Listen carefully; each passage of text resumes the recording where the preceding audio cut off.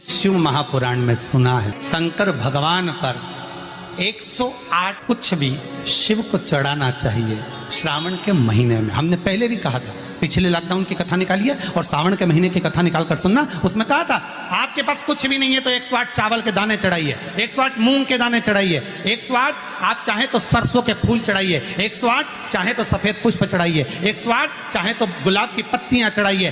पर सावन के महीने में एक नियम बनाना कि मैं 108 ये वस्तु शिव को समर्पित करती हूं। उसका कारण क्या है?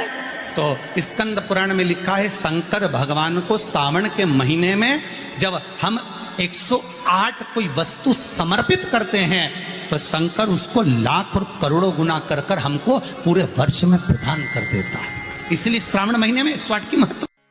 पहला दिन एक बेलपत्र शिव को अपनी मनोकामना कर कर रोग दोग बीमारी तकलीफ कष्ट दूर करने के लिए शंकर के शिवलिंग पर अगर बन सके तो मंदिर में, आप लोग तो यहाँ हैं तो देवाधिदेव महादेव कंकर शंकर को चढ़ाओ। और अगर बेलपत्र नहीं हो तो बेलपत्र जो चढ़ी हुई हो उसी को धोकर वापिस चढ़ाओ। श्रावण के महीने में किसी भी एक सोमवार को अगर व्यापार नहीं मिल रही है तो कोई तकलीफ आ रही है तो कोई कष्ट आ रहा है, कोई रोग बढ़ रहा है, बीमारी बताने वाला है, शरीर में कोई गांठ पड़ गई है और वो जांच के लेकर जाइए शिव मंदिर में। शंकर जी के मंदिर में थोड़ा सा गंगा जल नंदी को समर्पित कर कर, थोड़ा अशोक सुंदरी, थोड़ा सा गंगा जल जया विषहरा सामरी बारी दौतली और देव को समर्पित, थोड़ा सा गंगा जल शिवलिंग पर समर्पित कर दो। उस गंगा जल को वापिस झेल कर लेकर आओ। 3 दिन तक लगातार उस गंगा जल को पीना प्रारंभ करो। उसके बाद जांच के लिए आप कहीं पर भी जाइए, बाबा कृपा जरूर करेगा, ये निश्चित। जैसे सावन में कितना जम के जरा 2 लोटा जल, अभी सावन ना लगे जब तक 1 लोटा, फिर सावन में 2 लोटा, क्योंकि चातुर्मास के अंतर्गत सावन के महीने में भक्ति दुगनी करो, जल दुगना करो, मंत्र जाप दुगना करो, स्मरण दुगना, श्री शिवाय नमस्तुभ्यम दुगना करें। किसी भी शंकर के मंदिर में जाओ, अपन तो जप रहे हैं, बीच में एक आध बार जरा जम के मैं भी श्री शिवाय नमस्तुभ्यम, अपन तो जप रहे हैं, साथ में 10 लोगों के कान में भी अगर मंत्र पहुंच गया तो आपका भी जीवन कल्याण और उनका भी जीवन जपो। और बाबा का मंत्र जाप जितना 108 बार तो प्रयास करा करो कि बोला तो बोलो जरा, करते हो ना पक्का? यहाँ आए हो ना तो अपन को करना क्या? भोजन करना है, विश्राम के समय पर विश्राम करना है और बाकी के समय पर बाबा का पूजन भजन कीर्तन। 1 लोटा जल का स्मरण करो और शिव भक्ति में रमे रहो। जो नहीं जान सकता भगवान की विरल भक्ति को, हृदय में चित्त वृत्ति में भक्ति बैठ गई, वो समझ गया कि शंकर की भक्ति का फल क्या, शिव भक्ति में है क्या। पूरे साल में 1 महीना श्रावण का 33 कोटि देवी देवताओं ने भगवान देवाधिदेव महादेव के हाथ जोड़कर मांगा है कि 1 महीना ऐसा दे दो जिस महीने में अगर संसार का मनुष्य संसार में जन्म लिया मानव, अगर मान लो संसार में पैदा हुआ मनुष्य अगर शंकर भगवान को जल चढ़ाना भूल जाए तो 33 कोटि देवताओं ने शंकर भगवान से कहा कि हम देवता देवाधिदेव महादेव आपको जल चढ़ाएं और जल चढ़ाएं और उनकी समस्या भी समाप्त हो जाए। तो देवताओं को देखकर भगवान शंकर ने कह दिया, एक श्रावण का महीना मैं आपको देता हूं, उसमें कुछ मत करना, आपको लोटा भरकर जल चढ़ाने की भी जरूरत नहीं पड़ेगी, जो वर्षा होगी देवाधिदेव महादेव पर जल चढ़ाकर चली जाएगी और संपूर्ण विश्व का कल्याण। कौन कर रहा है ये? सावन का महीना तुम्हारे लिए और हमारे लिए नहीं आता, सावन का महीना तो देवाधिदेव महादेव के लिए आता है कि आप और हम अगर शंकर मंदिर जानना भी भूल गए, शिव के मंदिर तक भी नहीं पहुंच पाए, शंकर की चौखट तक भी नहीं पहुंच पाए, शिव का स्मरण भी नहीं कर पाए, शंकर का स्मरण हम उसका भजन भी नहीं कर पाए, तो ये देवता भी हमारे लिए भजन कर जाते हैं। तो भगवान शंकर को श्रावण प्रिय है। एक कारण कहा कि मंथन में जो विष निकला उस विष का पान किया और भगवान देवताओं ने मिलकर भगवान शंकर का जलाभिषेक किया। दूसरा कारण कहा, माता सती ने शंकर को पाने के लिए श्रावण के महीने में ही सबसे ज्यादा साधना करी है। और क्या करा था माता सती ने? एक बालू का, मिट्टी का शिवलिंग बनाती थी, प्रतिदिन शिवलिंग का निर्माण करती थी और शिवलिंग का निर्माण कर कर उसकी पूजन कर कर अर्चना कर कर उसका विसर्जन करती थी सती माता। और माता सती का नियम था भगवान शंकर को पाने के लिए शिवलिंग का। तो हमारे यहाँ शिव महापुराण में लिखा है कि पार्थिव शिवलिंग का निर्माण होना चाहिए, और पार्थिव शिवलिंग का निर्माण करना है तो उसके लिए भी वर्णन करा गया। ब्राह्मण श्वेत मट्टी के शिवलिंग का निर्माण करे, वैश्य पीली मट्टी के शिवलिंग का निर्माण करे, क्षत्रिय लाल मट्टी के शिवलिंग का निर्माण करे और शूद्र काली मट्टी के शिवलिंग का निर्माण करे। कितना बड़ा शिवलिंग बनाना चाहिए? अगर हम पार्थिव शिवलिंग का निर्माण कर रहे हैं या हमारे घर में हम कोई मूर्ति रख रहे हैं या हमारे घर में हम कोई मूर्ति को विराजमान कर रहे हैं, तो उस मूर्ति का भाव कितना बड़ा होना चाहिए? तो कहा जमीन पर अपने हस्त कमल को रखकर अंगूठे को ऊंचा कर कर देख लो, बस इतनी बड़ी मूर्ति घर के अंदर होना चाहिए। चाहे वो लड्डू गोपाल की हो, चाहे वो दुर्गा भवानी की हो, चाहे वो राम जी की हो, शंकर जी की हो, कृष्ण की हो, जिसकी रखना हो, बस इतनी बड़ी मूर्ति घर के अंदर होना चाहिए। क्यों?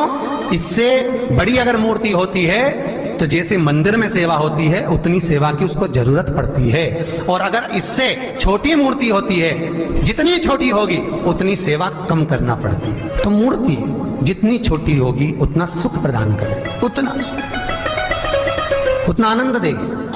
पर श्रावण के महीने में यदि आप रोज शिवलिंग नहीं बना सकते तो पूरे महीने में एक बार शंकर का शिवलिंग का, पार्थिव शिवलिंग का निर्माण करना चाहिए, जरूर करना चाहिए।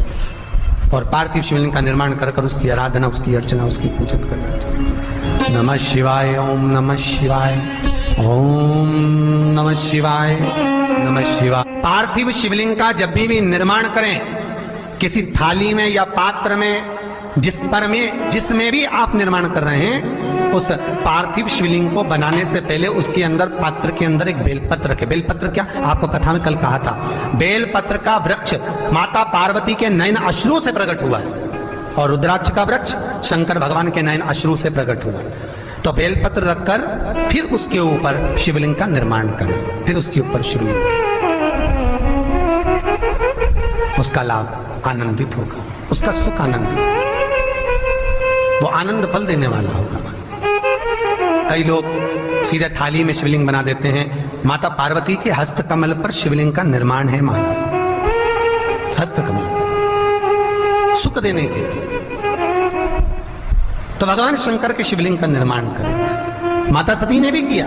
यही श्रावण के महीने में माता सती शंकर भगवान के शिवलिंग का निर्माण करती है, पूजन करती है, अर्चना करती है। फिर शाम के समय उस शिवलिंग को मस्तक पर स्पर्श कर कर जलाशय में, कुंड में, जल में, बावड़ी में, कुएं में, तालाब में उसका विसर्जन करती है माँ। दूसरा कारण कहा, सती शंकर को इसी श्रावण में रिझाई थी, इसलिए शंकर को श्रावण अति प्रिय है। कि पहले आती है नवमी, फिर आवेगी एकादशी, देवसोनी। तो भंडारिया नवमी का मतलब क्या होता है? भंडारिया नवमी का स्मरण क्या होता है? अभी आपको कहा था 9 जगह पर बेलपत्र चढ़ती है। भंडारिया नवमी का मतलब ही यही है कि भगवान विष्णु सोने जाने से पहले नवमी तिथि के दिन 9 बेलपत्र भगवान शंकर को समर्पित कर कर भगवान शिव के मंदिर में बैठकर भगवान शंकर की आराधना कर कर भगवान विष्णु लक्ष्मी जी के साथ अपनी सृष्टि का कार्यभार 4 महीने के लिए शंकर जी को सौंप देते हैं भंडारिया नवमी के दिन। और एकादशी के दिन से, देवसोनी एकादशी के दिन जब भगवान सोते हैं, उस दिन से भगवान शंकर पूरे कार्यभार को देखते हैं, पूरे कार्यभार। जब कार्यभार सौंपा गया, भगवान शंकर सृष्टि का संचालन करने लगे, तब ब्रह्मा और विष्णु ने आकर शंकर जी की आराधना यही श्रावण के महीने में करी थी कि आपने पूरा कार्य अच्छे से संभाला, इसलिए शंकर को श्रावण अति प्रिय है। यह तीसरा कारण है शंकर को श्रावण प्रियता का। अब शिव महापुराण की कथा कर रही है कि शंकर को श्रावण प्रिय। चौथा कारण वर्णन करा कि ये कारण भगवान शंकर की आराधना माता पार्वती ने बाल्यपन से करी, खूब करी, खूब दिल से करी। ये कहते हैं कि अगर 1 लाख बेलपत्र समर्पित कर रहे हो और तुम्हारे पास में अगर वो बेलपत्र नहीं है तो तुम 1 लाख मत चढ़ाओ। आप तो 1 बेलपत्र, परंतु वो बेलपत्र भी पूर्ण तरह से साफ, सुंदर, सुरक्षित, खंडित ना हो, वो मुझे समर्पित करो। 1 चावल का दाना चढ़ाओ पर वो खंडित ना हो, 1 फल चढ़ाओ वो खंडित नाम, एक पुष्प चढ़ाओ, वो खंडित नाम। शिव कहते हैं मेरे हाथों से मेरा पुत्र खंडित हो गया था, उस दिन से मैंने वचन दिया है माता पार्वती को कि खंडित वस्तु स्वीकार नहीं करूंगा और ना खंडित दूंगा। शायद इसीलिए ये चरित्र कहता है कि जिस नारी का गर्भ 2-3 महीना ठहरने के बाद में गर्भ गिर जाता हो, 4 महीना ठहरने के बाद गर्भ गिर जाता हो, गर्भ बच्चा पूर्ण नहीं होता हो, या बच्चा कहीं शरीर के अंदर डॉक्टर कह रहे हैं सोनोग्राफी में कि ये विकलांग है, बच्चे के पाँव में या मुख में या शरीर में पानी भरा गया है, ये सुरक्षित नहीं होगा, ये बुद्धि से कमजोर होगा, ये बच्चा ऐसा विकलांग होगा, तो उसी समय पर जैसे ही डॉक्टर ने कहा वैसे ही एक श्रीफल, और वो श्रीफल खंडित नहीं होना चाहिए, उस श्रीफल पर जो नारी है गर्भ से है, उस नारी का सिर से लेकर एड़ी तक एक लच्छा मतलब मोली मतलब नाड़ा जो हाथ में बांधते हो कलेवा, उसको नाप कर श्रीफल पर भगवान शंकर का नाम लेकर उस स्त्री का नाम और गोत्र बोलकर बांधकर भगवान शंकर के चरणों में ले जाकर रख दीजिए, फिर वो बच्चे की जवाबदारी शिव की हो जाती है, फिर शंकर की, क्योंकि शिव ने माता पार्वती को वचन दिया था कि मैं खंडित नहीं दे सकता। सारे देवताओं के मंदिर में नारियल फूटता है, हनुमान जी के मंदिर में नारियल फूटता है, राम जी के मंदिर में नारियल फूटता है, देवी जी के मंदिर में नारियल फोड़ा जाता है, और शंकर जी के मंदिर में नारियल नहीं फोड़ा जाता। आखा की आखा दिया जाता है कि पूर्ण दीजिए, बेलपत्र पूर्ण दीजिए, फल पूर्ण दीजिए, एक चावल का दाना भी दे रहे हो तो पूर्ण दीजिए। उसमें एक और अच्छी बात है, बहुत ध्यान लगाकर सुनिएगा जरा, जितने आस्था चैनल पर सुन रहे हो, यूट्यूब पर सुन रहे हो, फेसबुक पर सुन रहे हो या इस पंडाल में श्रवण कर रहे हो, बहुत सावधानी से ध्यान दीजिएगा। कभी श्रावण महीने में अगर आप शंकर जी के मंदिर में जाएं और शिव मंदिर किसी वृक्ष के नीचे हो, बट वृक्ष के नीचे हो, चाहे पीपल के वृक्ष के नीचे हो, चाहे वो आंवले के वृक्ष के नीचे हो, चाहे वो बेलपत्री के वृक्ष के नीचे हो, चाहे वो शमी के वृक्ष के नीचे हो, चाहे जिस वृक्ष, कोई भी वृक्ष के नीचे अगर कोई शिवालय है, शंकर जी का कोई मंदिर या शंकर जी का कोई शिवलिंग रखा हुआ, तो एक दुर्वा किसी भी श्रावण महीने में तुम जब भी किसी शिवालय में जाए, जिस वृक्ष के नीचे शिवलिंग हो, उस शिवलिंग पर ये शिवलिंग रखा हुआ है, ये जलाधारी पर जहाँ शिवलिंग रखा हुआ है वहाँ कटी भाग माता पार्वती जी का हस्तकमल, उसके ऊपर रखा हुआ है शिवलिंग, सामने अशोक सुंदरी और भगवान शंकर के दोनों पुत्र गणेश कार्तिक, ऊपर से जल गिरता है जया विषहारा शामलीवारी दौतली देव, ये भगवान शंकर की 5 बेटियां। तो जो कटी भाग, इस कटी भाग पर अगर मात्र एक दुर्वा समर्पित कर जिसकी किडनी या लीवर डैमेज हो रहा हो, काम नहीं कर रहा हो, या किडनी लीवर में कोई तकलीफ हो रही हो, या डायलिसिस चल रहा हो, तो मात्र एक दुर्वा उस कटी भाग पर श्रावण महीने में समर्पित कर उस दुर्वा के 7 टुकड़े कर 7 दिन प्रतिदिन सुबह के समय पर उसको चबाकर खा लेने पर या निगल जाने पर धीरे धीरे डायलिसिस बंद होने लगता है और किडनी लीवर अपना काम करना प्रारंभ कर देता है। एक दुर्वा, कितनी दुर्वा? एक दुर्वा, मात्र एक दुर्वा। शंकर भगवान पर चढ़े हुए जल जब नीचे की ओर आता है, जिस जगह पर जल गिरता है उस जगह पर मात्र एक दुर्वा अपनी कामना कर इस शरीर के सुख के लिए शंकर भगवान के जल गिरने वाले स्थान के पास में अवधूतेश्वर महादेव के नाम से रख दी जाती है, तो जिंदगी में कभी बड़ी बीमारी नहीं आती। उसी तरह इससे रोग को समाप्त करने के लिए दुर्वा का प्रयोग किया गया। आप लोगों ने पूर्व में जो शिव महापुराण की कथा कुबेरेश बाबा की धरा से करी थी, वो आप लोगों को ध्यान में होगा। दुर्वा कैसे उत्पन्न हुई थी, दुर्वा का महत्व क्या है, कितनी दुर्वा चढ़ाना चाहिए, कैसी दुर्वा चढ़ाना चाहिए, दुर्वा की उत्पत्ति कहाँ से हुई है, दुर्वा तोड़ने के बाद पानी में डालने के बाद फिर हरी हो जाती है, इसका क्या कारण है, दुर्वा गणेश जी को क्यों चढ़ाई जाती है, शंकर जी को दुर्वा किस स्थान पर चढ़ाई जाती है, ये सारी कथा आपको पूर्व में इसी कुबेरेश्वर बाबा के पावन धरा से सुना चुके हैं, जो टीवी पर डली हुई है। कभी आपने नहीं सुनी हो तो यूट्यूब पर से दुर्वा शिव महापुराण की कथा निकालकर उसको श्रवण कर सकते। उसमें वर्णन किया है कि इस दुर्वा का महत्व क्या है, दुर्वा का क्या। मात्र एक दुर्वा शिवलिंग पर चढ़े हुए जल जहां से नीचे की ओर गिरता है, उस जगह पर मात्र अपने शरीर की कामना करते हुए भगवान से रोग मुक्ति के लिए एक दुर्वा अगर समर्पित कर दी जाए तो कोई बड़ी बीमारी जिंदगी में आ ही नहीं सकती, ग्रहण ही नहीं, मतलब ग्रसित नहीं। श्रावण के महीने की श्रावण शिव महापुराण की कथा सुन रहे हो। एक बात दिल से बताना, जितनी सौभाग्यवती माताएं होती हैं ये संक्रांति पर भी 13 चीजें दान करती हैं, 14 चीजें दान करती हैं। बीच में कोई 16 सोमवार का उद्यापन करेंगी तो भी सुहाग की सामग्री देंगी, उद्यापन करेंगी तो भी सुहाग की सामग्री देंगी, कोई कार्य करेंगी तो भी सौभाग्य की सामग्री देंगी। सौभाग्य की सामग्री का दान क्यों किया जाए? सौभाग्य सूचक वस्तुओं का दान क्यों किया जाए? सौभाग्य की वस्तुएं क्यों प्रदान करी जाती है, क्यों दी जाती है? उसका कारण क्या है?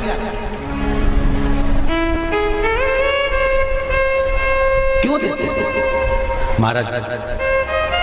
भारत की भूमि की सौभाग्यवती माताओं का एक मन की अभिलाषा रहती है, भारत की भूमि की माताओं की एक अभिलाषा रहती है कि जब उसके प्राण छूटे तो अखंड सौभाग्य धारण करके पति के कंधे पर और पुत्र के कंधे पर शमशान पर।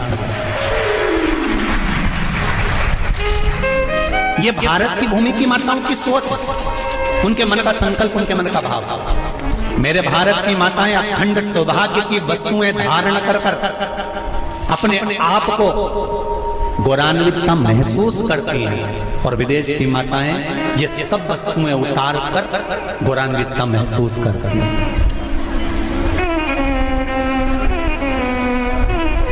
क्यों देते हैं चूड़ी का दान, क्यों देते हैं बिंदी का दान, क्यों देते हैं अखंड सौभाग्य का दान? किस महाराज?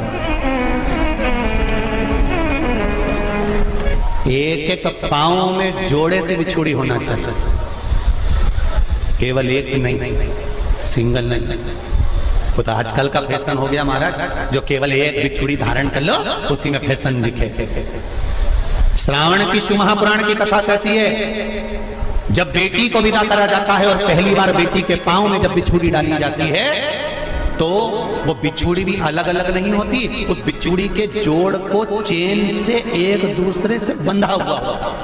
बोला सही है कि गलत?